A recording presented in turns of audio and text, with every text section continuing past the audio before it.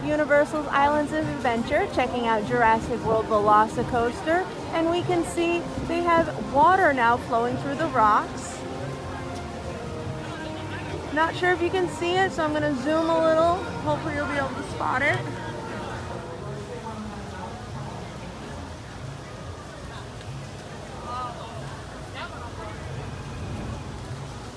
Now, in addition to the water, they're working on adding some electric fencing here along the top to keep those raptors in this paddock.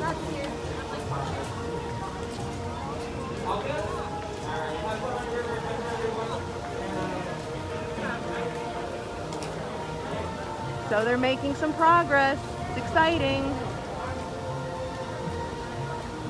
Be sure to keep following Universal Parks News today for more updates on Jurassic World VelociCoaster and from all the Universal parks around the globe.